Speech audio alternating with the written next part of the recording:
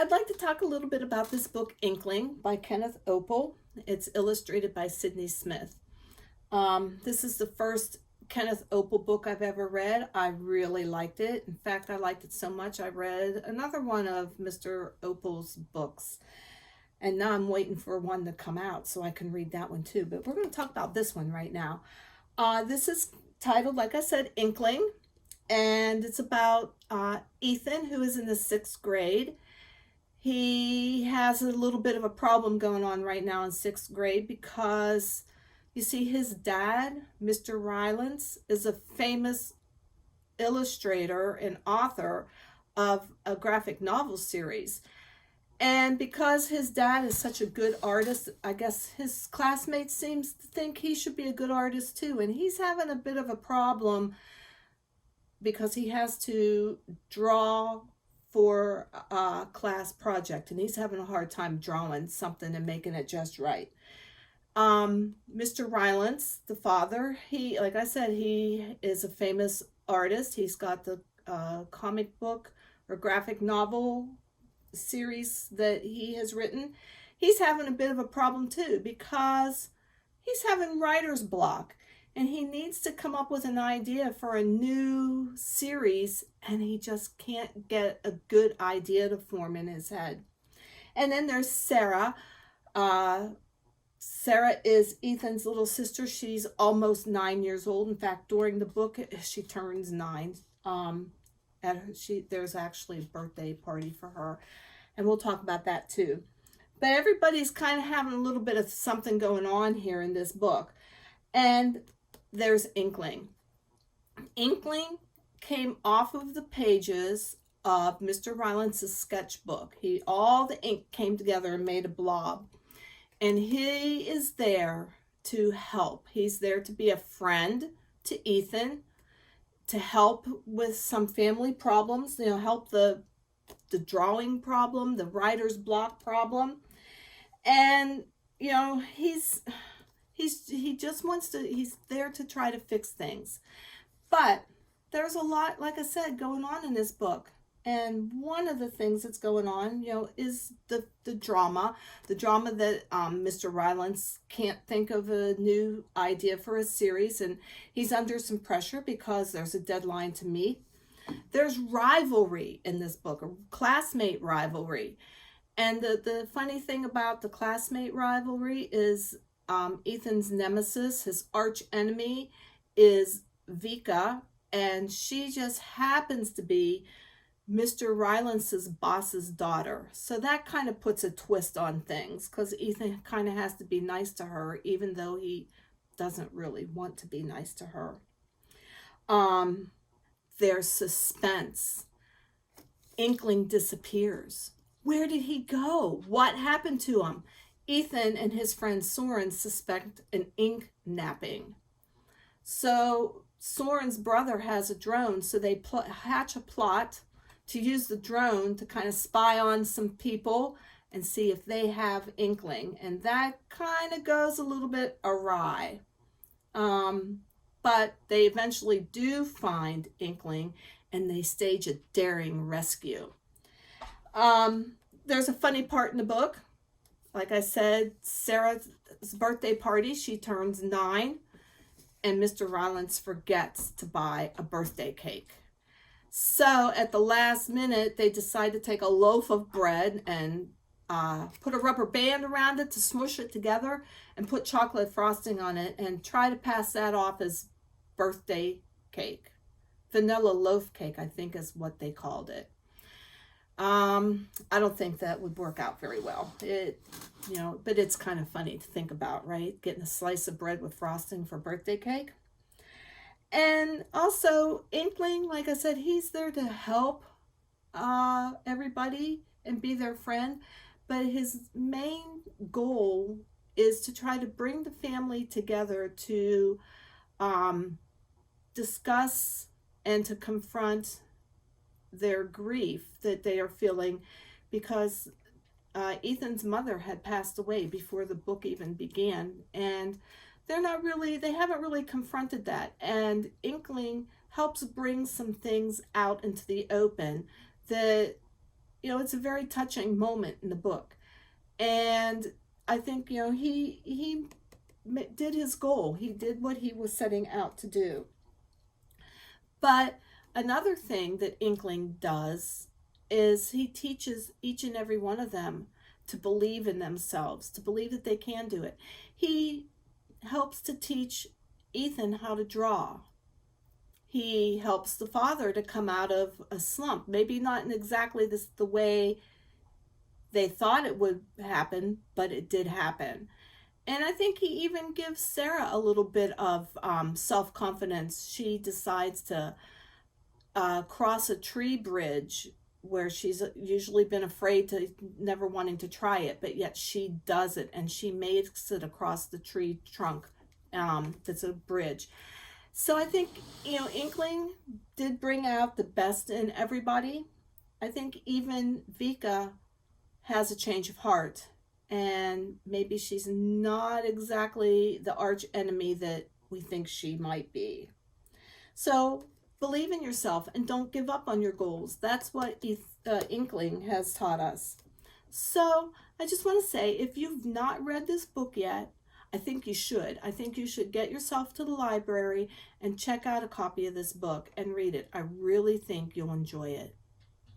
Hi, everybody. I'm Miss Susan, and I'm here today with Mr. Jonathan and Miss Crystal, Miss Michelle, and Miss Lisa to talk about the book Inkling, written by Kenneth Oppel.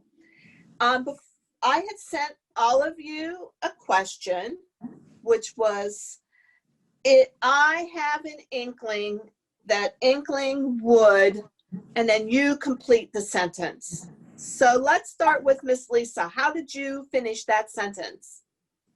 I have an inkling that Inkling would love to be a librarian because he would learn so much from all the books, except he would gobble them all up and there wouldn't be any more books left in the library for the children and the adults to check out. Very good. But hey, Miss Lisa, what do you think Inkling's favorite genre of book would be to read? Whatever. I think he would really enjoy the nonfiction because there's so many facts in them. That's a good thought. Okay, how about Mr. Jonathan? I have an inkling that I should stay very far away from Inkling because he might slurp up all my tattoos. And I paid good money for these and they were painful. I don't want to get new ones. So which tattoo do you think Inkling would find the most colorful? Oh, probably this one on my arm. There's a castle and a koi fish, and maybe he would find that delicious. Ooh, and you know how after he consumes the words and stuff on the page, he usually changes his language, so to speak. What would he say after he consumed that tattoo? I don't know. Maybe he'd be more of a rebel, more of a bad boy, right? Ooh, I like that. Miss Crystal, how did you complete that thought? I have an inkling that Inkling is inspired by creativity, because I know that when I'm looking at great art or great craft materials and stuff like that, that I want to take that inspiration and make my own, but in a better way. And Crystal, what's your favorite art style? Like, do you like Art Deco, Impressionism? What's your favorite art style? You know what? There's so many things, but I think Andy Warhol kind of did it really cool, that he took some great icons and just made them even more interesting for everyone. So what would Inkling do with an Andy Warhol painting? Oh, the Campbell soup can. I'm sure he'd be just gobbling it right up and going like, oh, we need more. And Miss Michelle, how did you complete that? How would I complete it? I have an inkling that Inkling could help me become a better artist. And I would absolutely love that. Absolutely love it. So what do you think he could teach you? Oh my goodness. Style, better style. teach me to be more fluent in my drawings. I have a tendency to erase a lot, but he could teach me to be more fluent, more confident, and help me with what style I like.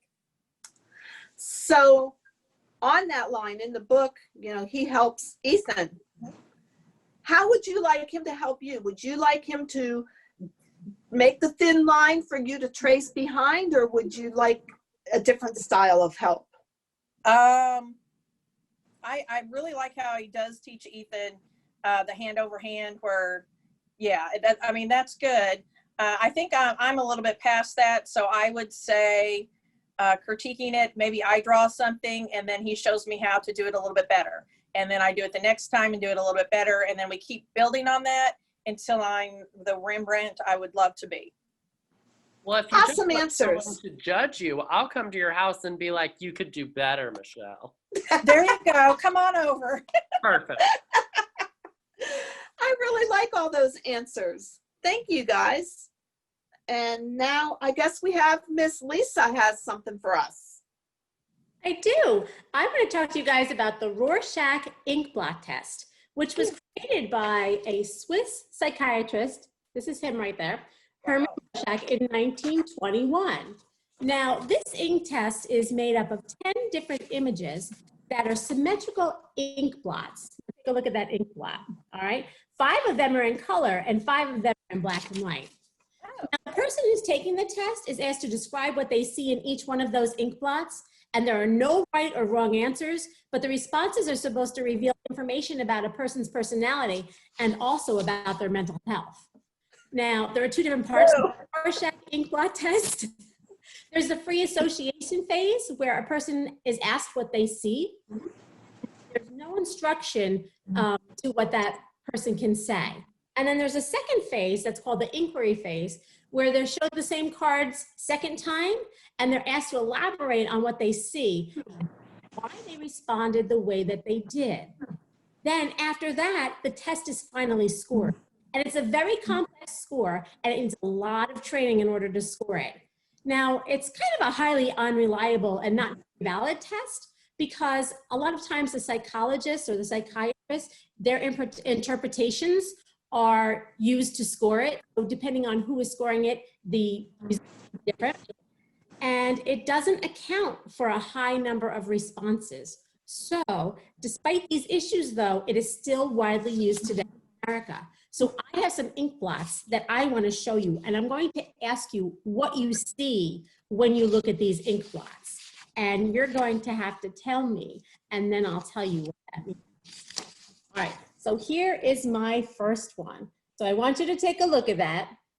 And Miss Crystal, you're the first one on my screen. What do you see? I see 2 gnomes. They look like they're trying to do like an old dance or something like that. Awesome. Miss Susan, what do you see? I don't know. I just think of the Tim Conway where the 2 elephants they were joined at the nose. That's what I'm seeing. Those 2 elephants joined at the nose. Mr. Jonathan, what do you see? Okay. I see 2 bears holding hands, and it looks like they stepped in jam.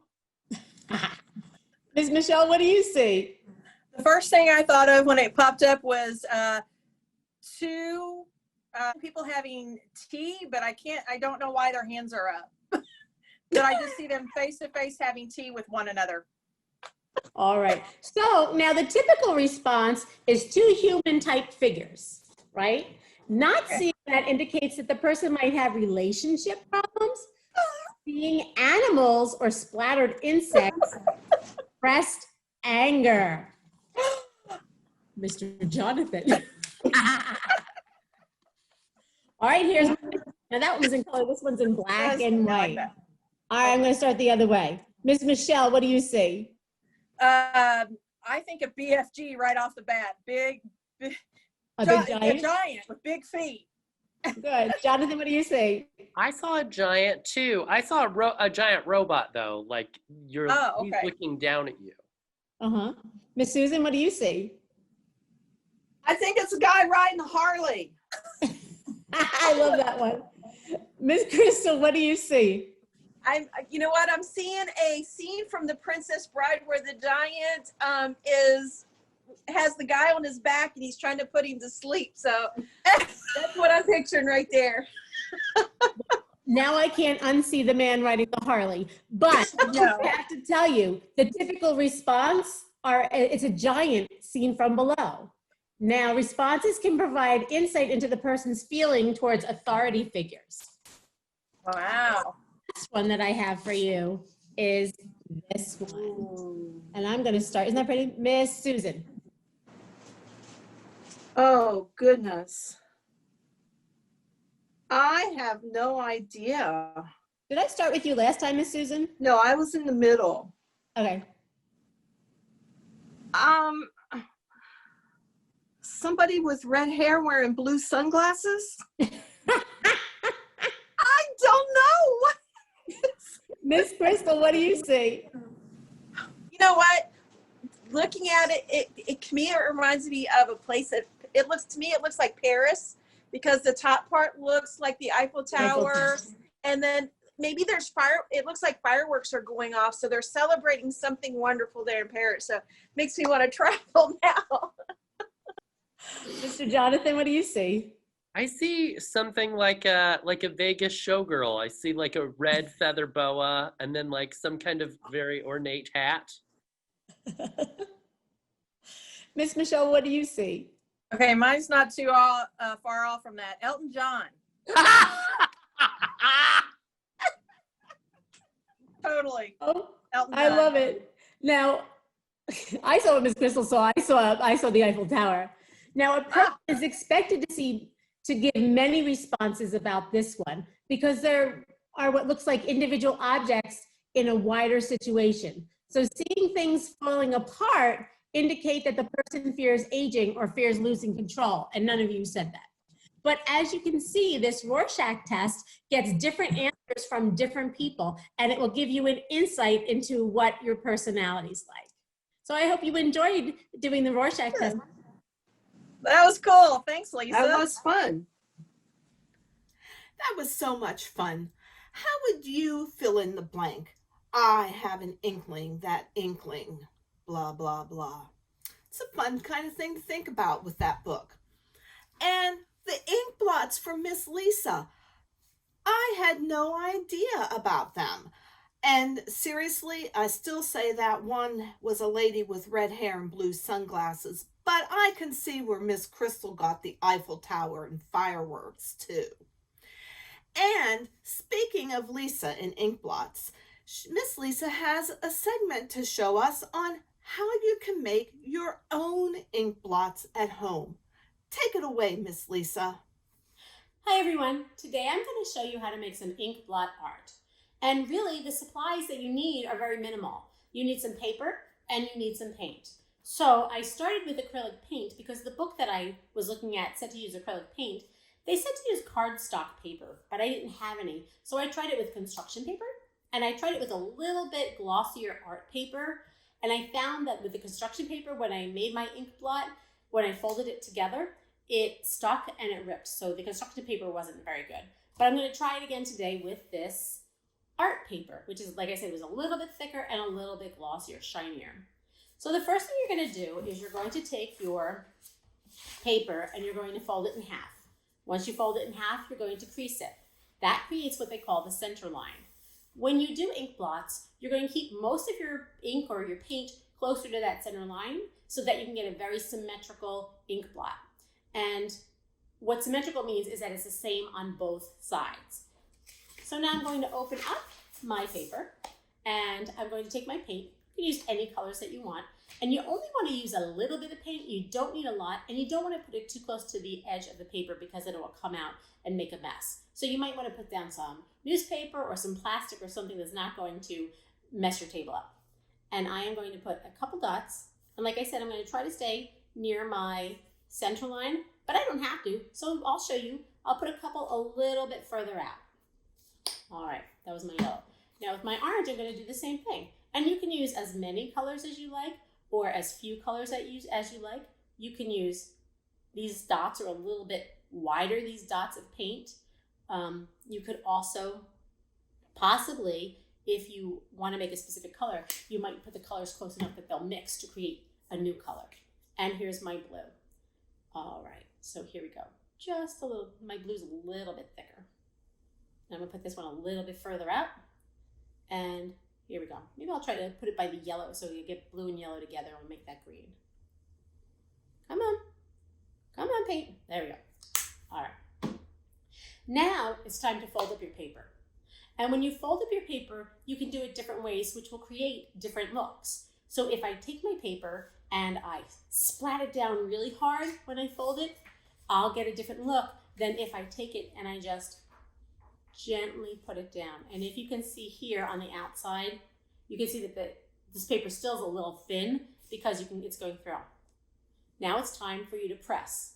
I could take my hand, my full hand, and press it down on my palm. I could take my fingers and I could push out from that central line. I could take my fingers and I could rub in circles. All of those will give you different looks for your ink blot. And I'm going to press it down, press it down. Once I'm done, press it out. Once I'm done and I open it up, we're going to see what my ink blot looks like. So my ink blot, gently pull it apart. Oh, look at that. That's cool. This is what my ink blot looks like. And you know what? Whether I look at it like that or whether I turn it around like that, it doesn't matter. It's your art and it's your creativity. So I love my ink blot. And when I was in the library, I found a really interesting book all about inkblot art. And it's titled Inkblot, Drip, Splat, and Squish Your Way to Creativity. And it was written by Margaret Peel. And the neat thing about this book is about people who take inkblots very seriously. So they just don't use any paper or any paint. They use specific ink and they use specific paper. And it's really neat because they show you how they take their ink blots once they're dry and they add to them with markers and crayons and colored pencils and things to turn them into actual art. As you can see in this one right here, this ink blot turns into some animals just by adding their faces.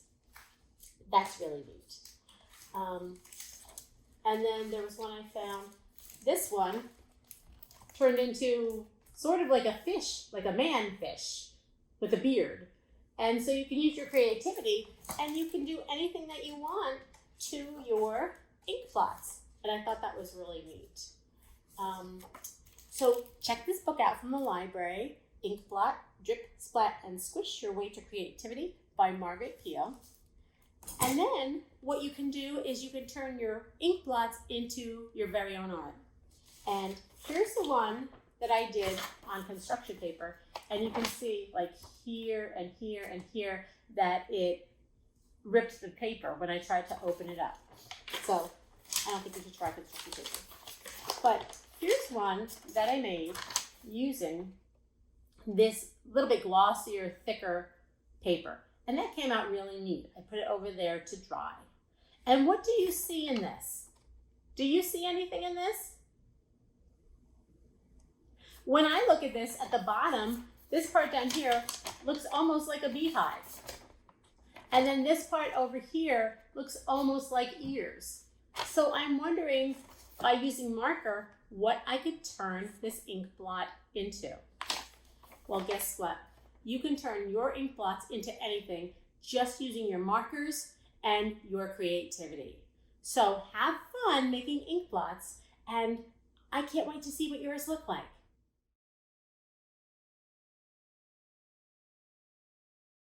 That was so much fun, Miss Lisa. I'm going to have to give that a try sometime.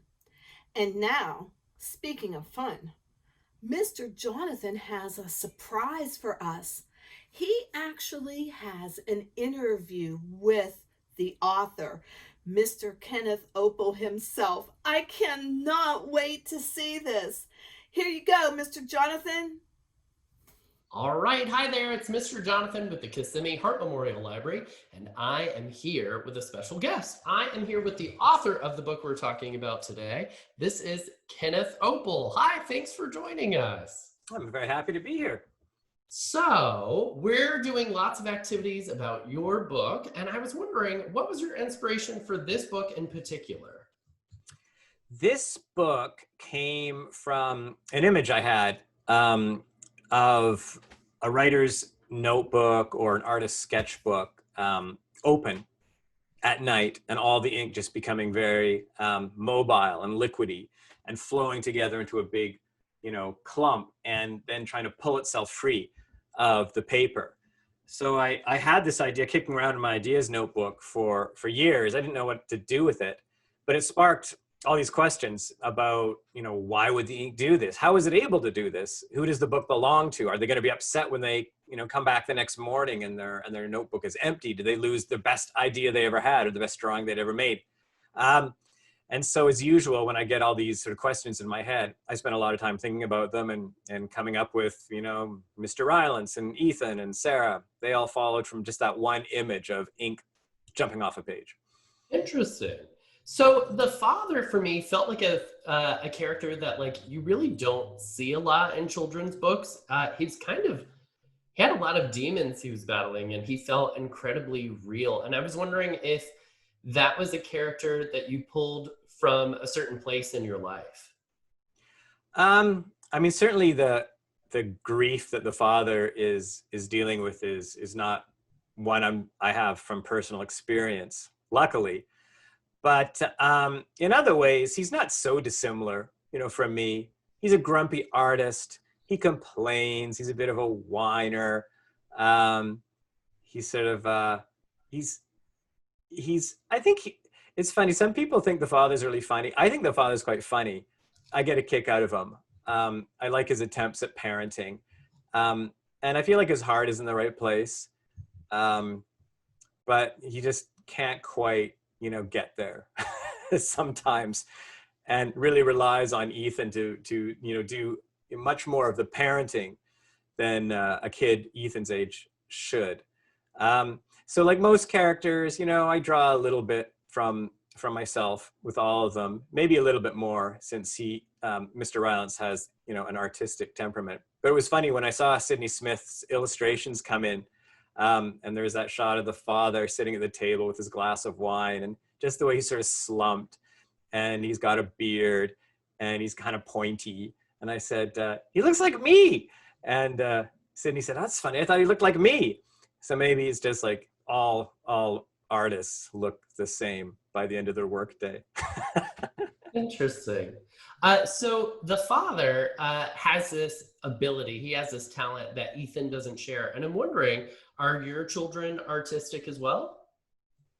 They are. All of them are very good writers. My daughter is a visual artist, so she has, bent her creativity towards. First, it was painting, and now it's more conceptual art. My son is a very good writer. He's written some very good poetry and one very good short story. But his interests have taken him into philosophy. And my youngest daughter, she is, the storyteller. She loves stories. She does a lot of role playing. We spend a lot of time talking about stories and telling stories with each other. So yeah, I feel like in some way, even if it's not going to be their life's, work, they're artistic, all three of them. Oh, I love that. And so another character that really stuck out to me was the sister. I felt like you put a lot of care into talking about the sister and talking about how she was different without making her into a caricature and without ever making fun of her. Even though some of the things she say are very funny. And so I think you took a lot of care with that. And I'm wondering, do you have any experience with people who are differently abled that kind of gave you that credibility? Very much. My youngest daughter has Down syndrome. So Sarah is very closely based on my own daughter. A lot of her expressions or her predilections or her preferences, her interests spring very much from my own daughter. And I really wanted to include a character with Down syndrome in the book, just because it's something that I have experience with. Mostly though, just because I find my own daughter such a sort of charming, interesting person that it was kind of irresistible to me to try a fictional version of her in the story. I can see that. She's very charming in this book. I think every time she was in a scene, I was excited because I really liked her energy.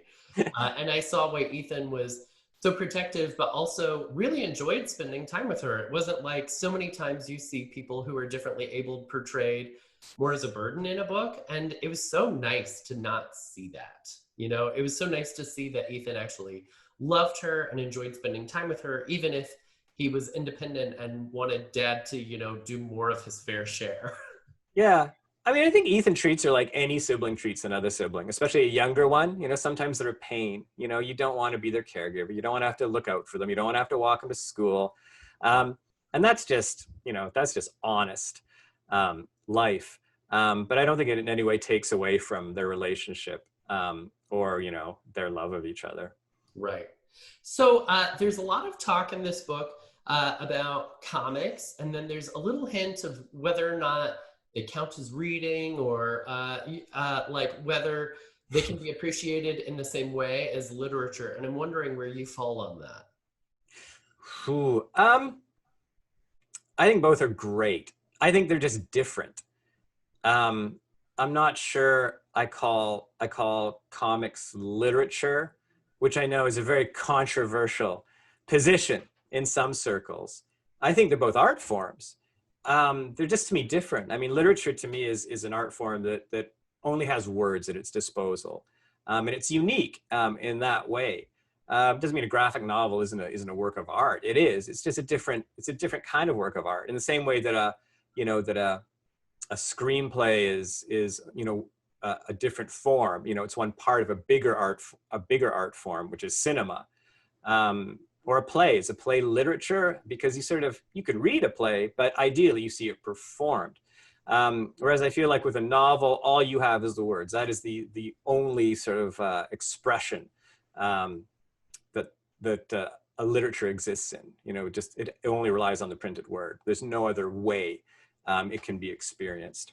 So I like them both. They're just different.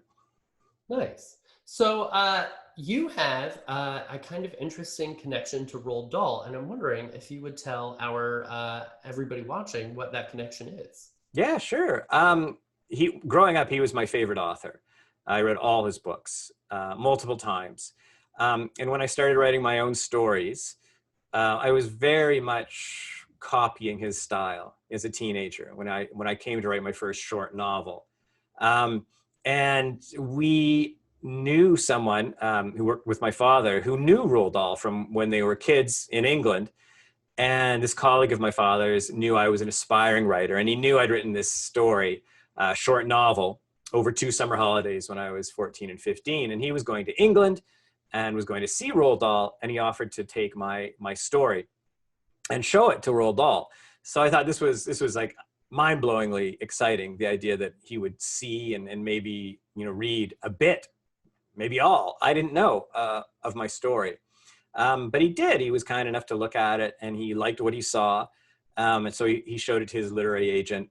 They liked it and took me on as a client, and they sold the book. So that was how my very first book got published, due to, you know, Roald Dahl's generosity.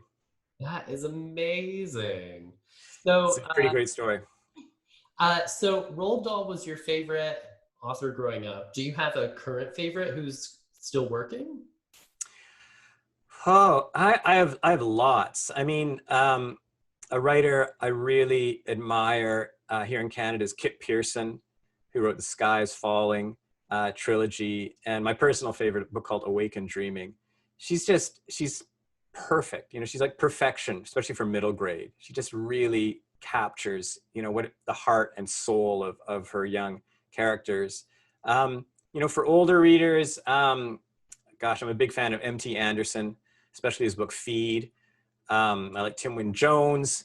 I like Philip Reeve, who wrote the Mortal Engines books about mobile traction cities.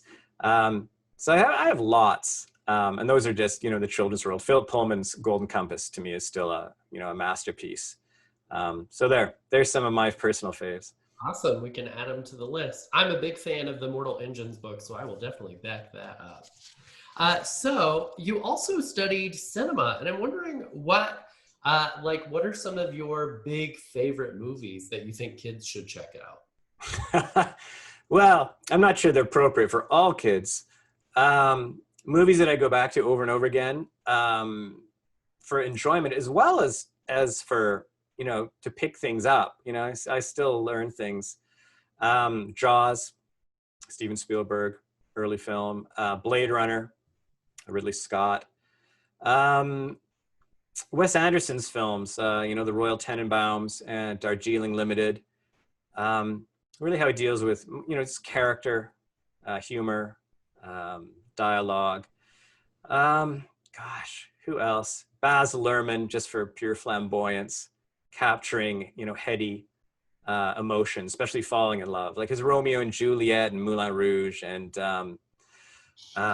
Great Gatsby. He's very good at capturing that sort of giddy longing. So those are some of my favorites. I'm not sure all those are necessarily kid appropriate, depends on the age of the kid.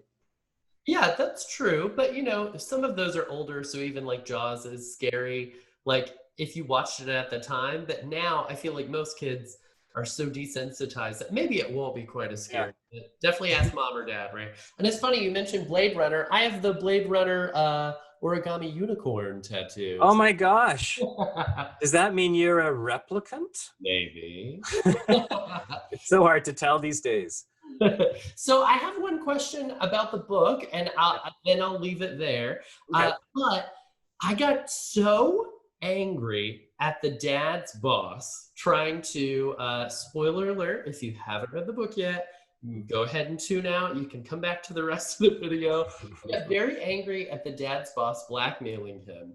And then we don't really find out whether or not he stays with Prometheus or not. And so I'm wondering, what do you feel the decision would be? Or do you feel that because you didn't write it, there is no decision?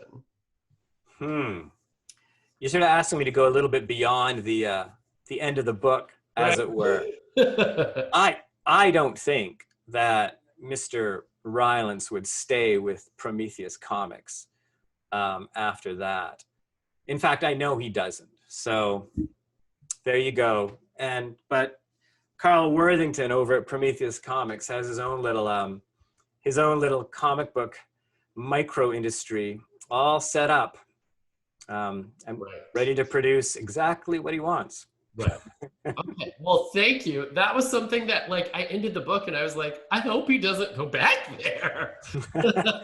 Rest easy. He doesn't. Ooh, thank goodness. All right. Well, thank you so much for joining us. We look forward to the many books that we know you're going to bring to our library shelves. And thanks for making the time to talk to us here in Osceola. My pleasure. Enjoy. Read on. Mr. Jonathan, that was so interesting. I'm so jealous you got to talk to him and to learn about how he is connected with Roald Dahl and how Roald Dahl helped him get his first book published, and also hearing about his favorite authors. I think there's a couple there I might need to read. And now we're going to move on to Miss Michelle, who is going to teach us how to make a storyboard. Because, in the book, Ethan's doing a storyboard with his class. So it might be interesting for us to learn how to make our own. Take it away, Miss Michelle. Hey guys, it's Miss Michelle from Poinciana Library today. And for Inkling, I wanted to show you guys how to do a storyboard. And the storyboard is what they were working on in the story. And Inkling came out of somebody's storyboard, out of the dad's storyboard. And I'm going to show you how to do a storyboard for yourself. But first, what is a storyboard? Now, storyboard is something that you use in order to tell or to plan to write a story. Or if you're in school, your teacher might have asked you to do a summary for a book where they wanted you to do a storyboard with the pictures, what happened at the beginning of the book, what happened in the middle of the book, and what happens at the end of the book. One of the best storyboards that I like is whenever people are making storyboards for, say, cartoons, such as Disney or any of your Marvel comics and DC comics. Whenever they're making a movie, the artists have to come up with a storyboard in order to sell their story to whoever they want to produce it.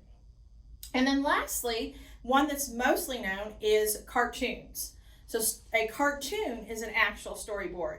A storyboard that tells a story using characters, pictures. Sometimes there's word bubbles, sometimes there's not.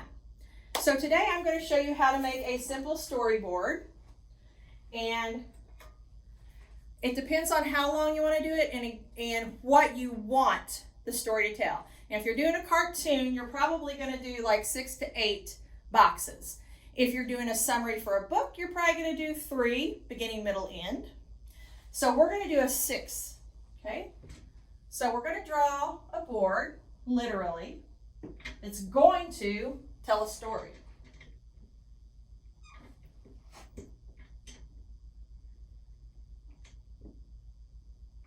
And then we're going to divide it in half. Okay, and now we're going to divide it in little boxes. Okay, we'll go with 8. Made that a little big. Okay, so this is the storyboard that we're going to work on. You'll also see storyboards that have a box, and then it will have lines below it. And I'll touch on that as well. So if you're doing a storyboard, you want to tell the story from the beginning to the end. This is where it would start, and it's like reading a book in comic form. So if we have a character, I'm going to put a character up here. I'm going to give him a little funky hair. I'm going to give him some eyes. Okay. I'm going to give him a nose, a mouth. Now, this tells a story in itself. This is a picture of a person. And do you think the person would be a boy or girl? I just did little hair. Probably a boy. And I put a smile on his face. So what does that tell you? Tells you that he's happy. So this storyboard character is about a boy.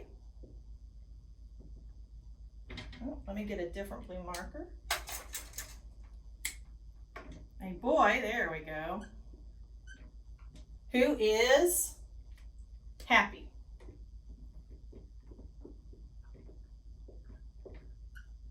So our story is about a boy who's happy. So something's got to happen to him in this cartoon that's going to either keep him happy, make him sad, or he's got to have some kind of action. So in our next picture, we're going to make some action. Okay. Got the boy, going to put his ear here.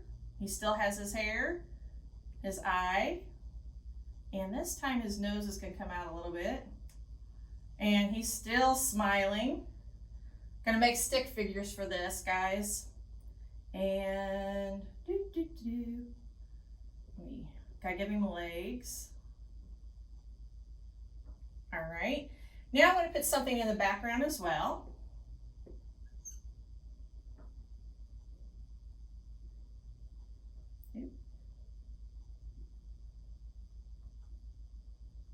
Okay, and maybe he is on a sidewalk. And this is a building behind him. Maybe there's a window behind him. All right, so in this box, what do you see? You see the boy. You see that he's happy. You know it's the same boy. He's got the hair sticking up. He has his nose. He has his eyes. He's still smiling. But I also put other information in the storyboard piece. And in this one, that is a key. He's doing something and he's going that way to do it. I also lifted his leg. His leg's up in the air, as you can see. So he's probably walking. If we add a couple of lines here, that gives him motion. And then you know that he's probably on a sidewalk. That's kind of the shape and everything of a sidewalk.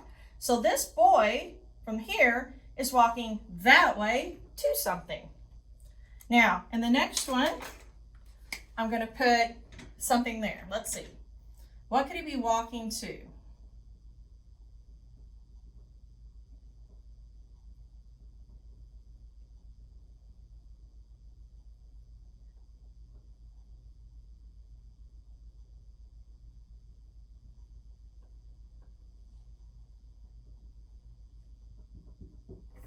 All right, so in this picture, it sets the scene. It tells you where he's at. Where is he, guys? What do you think?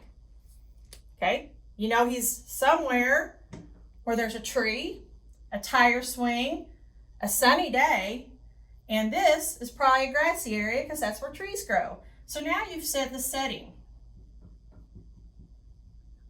Okay, in this one, you know that the boy is doing something.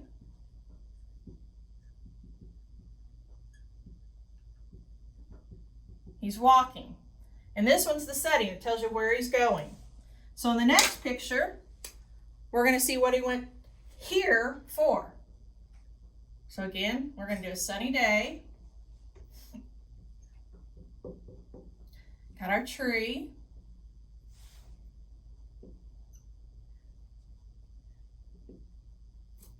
Got our grass.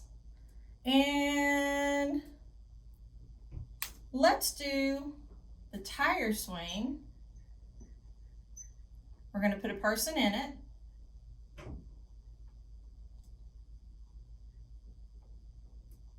Maybe their legs are hanging off. One hand's on in the air. All right, so now when we look at it, you see that's the same setting, but let's look at the person the stick person I drew. The hair isn't short anymore, is it? It's long hair. So now I've introduced a new character. Okay, so now we have a new character.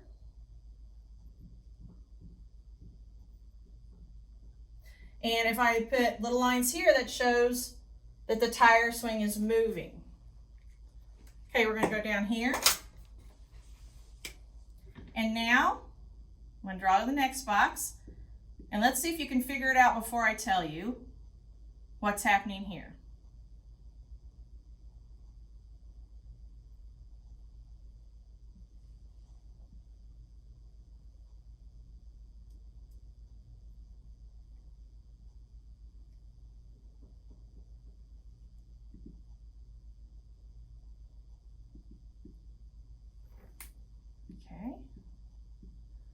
All right, so in this picture, we see our main character again. He has the short hair sticking up. His nose is bigger than hers.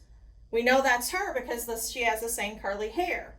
And in this picture, they're holding hands. So this is somebody he knows.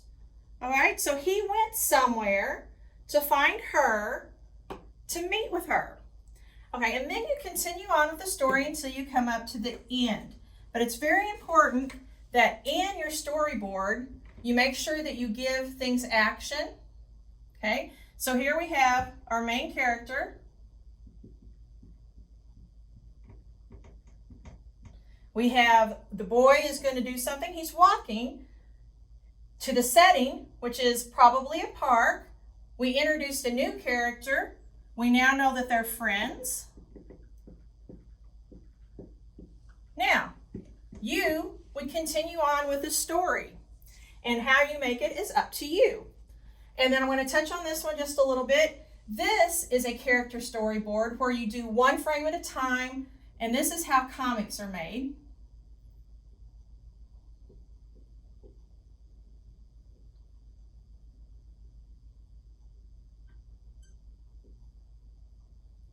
Okay, we got this character here. We're going to put him in a t-shirt.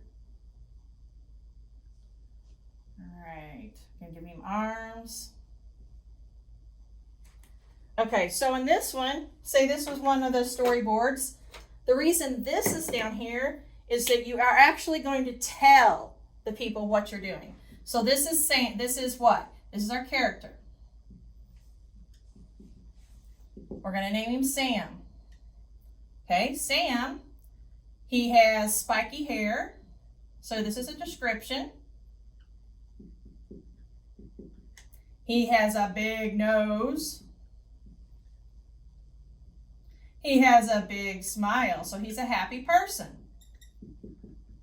Okay, so this is introducing our character the same way we did here, except for in this one, you're actually telling people what it is. This is Sam. He has spiky hair. He has a big nose. He has a big smile. And this is what they do when they do storyboards for big cartoons like Disney does or that Universal does. And it's similar to this. And it gets really detailed and it's very long.